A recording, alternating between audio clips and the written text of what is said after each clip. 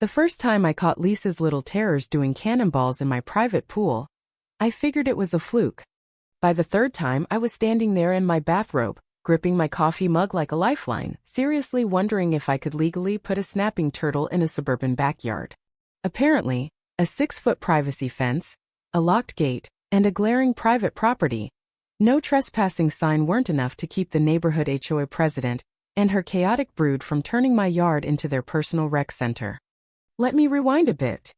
I'd just moved into this housey, a beautiful fixer-upper with a pristine in-ground pool, the one non-negotiable I'd saved years for.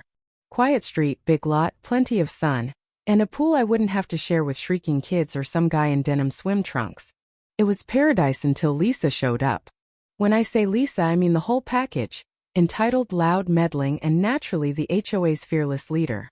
She lived 2 houses down in a picture-perfect home with matching planters and a smile so stiff it could have been Botoxed on. Our first meeting was her strolling over, "Uniview Ted," while I was unpacking.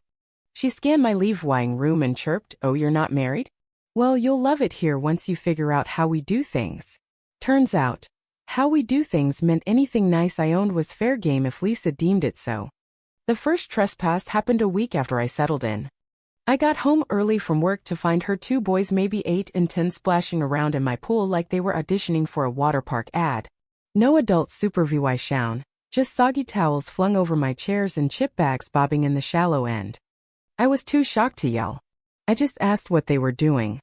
They stared at me like I was the weirdo and said, "Mom told us we could swim here." I marched straight to Lisa's, knocked, and she answered like she'd been waiting for me. "Oh, were you home early today? They just needed to cool off, it's so hot, and you're never even in the pool. Sharing's neighborly, you know." I told her, barely keeping it together, that it was my private pool on my private property, and no Oninowa had permission to use it. She smirked and suggested I get a taller fence. Taller than my 6-foot wall. I was speechless. After that, I padlocked the gate and checked it obsessively. 2 days later, the kids were back, floaties, pool noodles, and an inflatable shark that definitely wasn't mine. I didn't bother asking how they got in. I just kicked them out and warned Lisa I'd report her next time. She laughed loudly and said I was overreacting. Kids will be kids. You should be happy to be part of such a tight-knit community. I called the HOA to complain. Guess who picked up? Lisa. She informed me that since no one got hurt and the kids were just playing, there was nothing the HOA could do. When I asked about liability if one of them drowned, she shrugged it off. "You've got insurance, right?" That's when I upgraded to a chain lock and installed a camera. A week later, I came home to a cut lock and Lisa's boys mid-splash. One even asked if I had snacks. I pointed at the camera. They bolted like startled deer. That night, I emailed Lisa the footage, told her I was calling the cops for trespassing and property damage, and demanded she pay for the lock. Her reply? "You're being aggressive over something so minor. It's not a good look." That's when something snapped, not anger, but inspiration. If she wanted my pool to be a community free-for-all, I'd make it something only I'd enjoy. Something serene, stunning, and full of fish that'd nip if you got too rowdy. I spent that night researching pool-to-pond conversions, koi habitats, filtration, landscaping. It wasn't just revenge, it was a glow-up. My pool wouldn't be a splash zone, it'd be a private aquatic haven. I dove in deep, 4 browser tabs deep, imagining Lisa's face when she saw it. No more cannonballs, just tranquil water and a sign reading, "No swimming, fish bite." The war was on, and I wasn't just winning, I was rewriting the game. It started with a simple Google search that snowballed into an obsession: how to turn a pool into a koi pond. Soon, I had tabs for fish suppliers, lighting systems, and a YouTube video of a guy who'd built a backyard ecosystem with waterfalls and giant lily pads. It was gorgeous, peaceful, and totally unswimmable perfect. Lisa's kids wouldn't dare dive into a pond with pricey koi. At least I hoped not. Just in case, I'd add some spiky water feature for aesthetics. This wasn't a half-baked plan. I called a pond expert, Mike, who answered like he was mid-moat construction. "Pool to pond? Hell yeah, I live for this." He rolled up the next day in a truck plastered with fish decals, wearing cargo shorts and a sun hat the size of a UFO. The guy looked like he wrestled trout for kicks. He scoped out the pool, nodding. "Good depth, great sun. We can make this epic." I told him I wanted big, flashy koi ones that shimmered like gems. He grinned. Let's blow the neighbors' minds. Demolition kicked off the next week. Drills and saws buzzed, and sure enough, Lisa strutted over, Starbucks in hand, feigning curiosity. What's all the racket?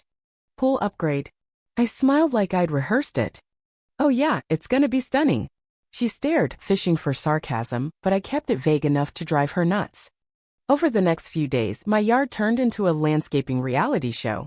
Mike's crew drained the pool, ripped out the tiles, and reshaped it with stonework and filters. I waved at Lisa every time she casually walked by 3 times a day. The water went in via a rainwater system Mike rigged up, making it look like a natural spring. With rocks gleaming and lily pads floating, it was already magazine-worthy. Then the koi arrived, gold, white, orange beauties the size of dinner plates. Mike named them Titan, Snowball, Ember. Watching them glide in was oddly emovying. I hadn't expected to care about fish, but there I was, beaming like a proud dad. The neighborhood buzzed. People loved it. Lisa didn't. She started grilling neighbors. Did you know he's got a fish tank back there? Isn't that a health hazard? And tried interrogating Mike's crew. They shrugged her off. I twisted the knife with a backyard aquarium unveiling party flyers, jazz guitarist, no invite for Lisa. She showed up anyway, arms crossed. Didn't get my invite, she announced. I smiled. Weird, I thought you weren't into the pool anymore. When she tried to peek, I blocked her with a screen. Members only. That night, as the koi swam under glowing lights, I savored the win. Lisa lurked across the street, glaring from behind a bush. Then came her counterattack, an HOA violation notice for unapproved aquatic installations, signed by her, with an emergency meeting scheduled. Game on. At the meeting, I brought a folder of ammo, permits, receipts, and best of Alaveg water feature, proposal Lisa had signed off on months earlier, thinking it was a fountain. She ranted about safety and aesthetics. I countered with proof everything was legit. When she accused me of running a commercial exhibit, based on a 200 video, I deadpanned, my fish aren't influencers. The room laughed, she fumed. The board ruled in my favor. Lisa stormed out, threatening lawsuits. Days later, my camera caught her and her kids sneaking in at 3:14 a.m., tossing crayfish into the pond saboteurs in hoodies. I called the cops and Mike. The pond was infested, we had to drain it and start over. Neighbors rallied, bringing lemonade, plants, even t-shirts saying crayfish cleanup crew. The HOA ousted Lisa after the footage leaked. Her house hit the market, but not before she struck again, planting a crayfish egg pouch that hatched weeks later. We rebuilt bigger waterfalls, sensors a sign. No DVYing Lisa repellent active. She was gone, but the pond became a neighborhood legend. A shimmering middle finger to her reign. Peace at last plus some very happy fish.